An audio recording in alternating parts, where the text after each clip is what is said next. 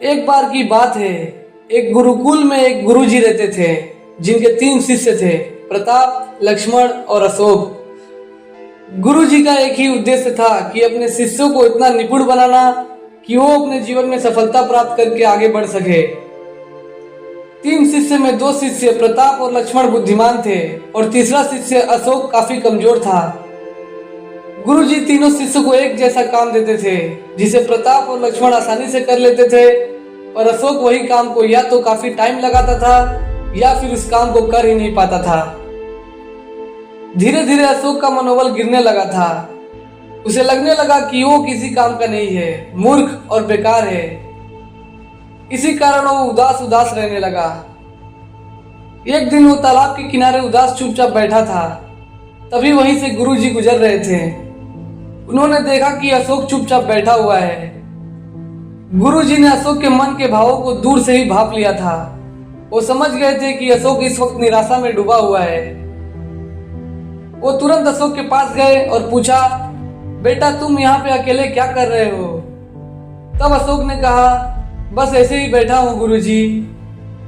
गुरुजी ने कहा, तुम थोड़ा परेशान और निराश लग रहे हो, कोई बात है क्या? नहीं गुरुजी, ऐसी तो कोई बात नहीं है, पर तुम्हारे चेहरे से तो नहीं लगता कि तुम ठीक हो। अशोक चुपचाप सिर झुका के गुरुजी के प्रश्नों का कोई उत्तर नहीं देता है।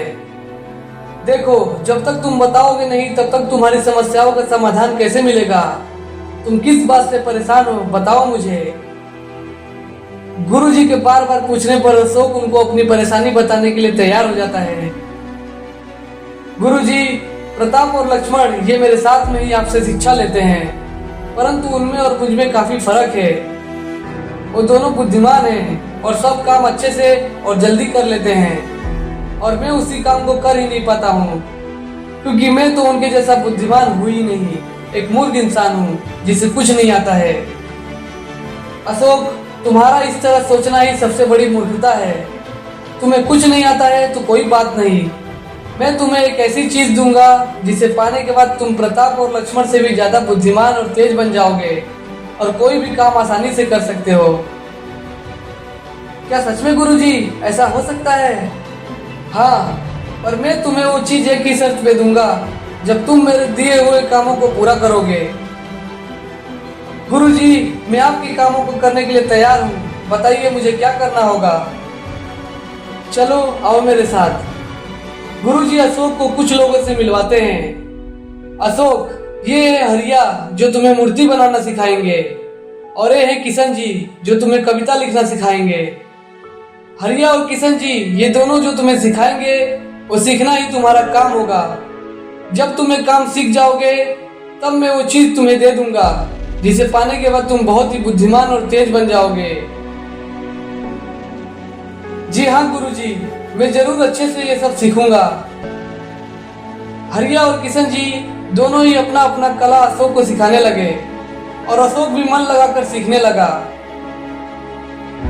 कुछ महीने बीत जाते हैं, तब गुरुजी अशोक से मिलने के लिए हरिया और किशन जी के पास जाते हैं। गुरुजी आने वाले हैं, ये बात सुनकर अशोक प्रसन्न हो जाता है और गुरुजी की राह देखने लगता है। तभी उसे गुरुजी द्वार पे आता हुआ दिखाई देते हैं।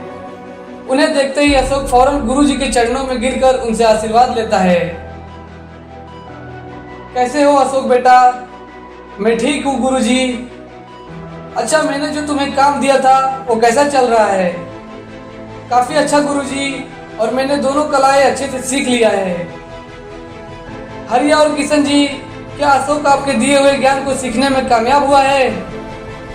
हाँ गुरुजी, ये देखिए, ये मूर्ति अशोक ने ही बनाए हैं और एक कविता भी अशोक ने ही लिखा है। गुरुजी काफी प्रसन्न हुए और कहा, अशोक बेटा चलो, मैं तुम्हें वो चीज दिखाता हूँ जिसे मैंने तुम्हें देने की शर्त रखी थी। गुरुजी अशोक को प्रताप और लक्ष्मण के पास लेके जाते हैं। गुरुजी प्रताप और लक्ष्मण से कहते हैं, प्रताप और लक्ष्मण, मैं तुम्हें कुछ काम दूंगा, वो तुम्हें करना है। प्रताप और लक्ष्मण ने कहा, ठीक है गुरुजी। गुरुजी पास में से ही कुछ गीली मिट्टी और कागज कलम लेके आते हैं और प्रताप और लक्ष्मण से कहते हैं, कि तुम्हें इन गीली मिट्टी से एक अच्छी मूर्ति बनाना है और इन कागजों पे अच्छी सी कविता लिखनी है। दोनों गुरुजी के आदेशों का पालन करने में जुट जाते हैं। कुछ घंटे बीत जाते हैं, परंतु वो दोनों ना ही ठीक से मूर्ति बना पाते हैं और ना ही कोई कविता लिख पाते हैं। अब गुरुजी कहते हैं, बस बस रहने दो अशोक, अब तुम इस काम को करो। जी गुरुजी। अशोक देखते ही देखते कुछ ही समय में एक बेहतरीन मूर्ति बना देता है और एक अच्छी सी कविता भी लिख देता है। ये सब देख गुरुजी कहते हैं, अशोक, जो चीज मैं तुम्हें देना चाहता था वो तुम्हें मिल चुका है। अशोक आश्चर्य होकर पूछता है, परंतु गुरुजी, आपने तो वो चीज मुझे दिया ही नहीं। तब गुरुजी कहते हैं, मैं जो तुम्हें देना चाहता था वो था आत्मविश्वास, जो तुम्हें अब मिल गया है। आत्मविश्वास? हाँ, आत्मविश्वास। प्रताप और लक्ष्मण ये वही है जिन्हें तुम बहुत बुद्धिमान और तेज समझते थे, परंतु ये वही है जो आज मूर्ति बनाने और कविता लिखने में असफल हो गए, और वही काम तुमने बड़े ही आसानी से कर दिया। अब तो तुम इनसे ज्यादा बुद्धिमान और तेज बन गए, है ना? गुरुजी, मैं कुछ समझा नहीं। अशोक, कुछ समय पहले तुम्हारे अंदर एक चीज की कमी थी, और वो थी आत्मविश्वास की कमी। इसलिए तुम खुद को मूर्ख और कमजोर समझते थे, परंतु जब तुमने अच्छे से मूर्ति बनाना और कविता लिखना सीख लिया, तब तुम्हारे अंदर आत्मविश्वास का जन्म हुआ, और इस कारण तुमने वो काम आसानी से कर लिया। तुम ये काम क्या, तुम कोई भी काम आसानी से कर सकते हो, बस जरूरत है आत्मविश्वास की।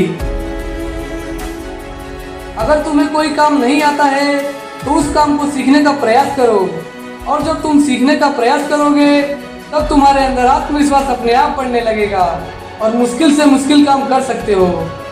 फिर तुम औरों से खुद को कम आंकना भी बंद कर दोगे। अगर तुम्हें कोई काम नहीं आता है तो उसे सीखने का प्रयत्न करो, और एक बार नहीं, बार बार सीखने का प्रयत्न करो। ये सीखना ही असल में आत्मविश्वास बढ़ाने का बेहतर उपाय है। मैं आपकी बातों को समझ गया गुरुजी।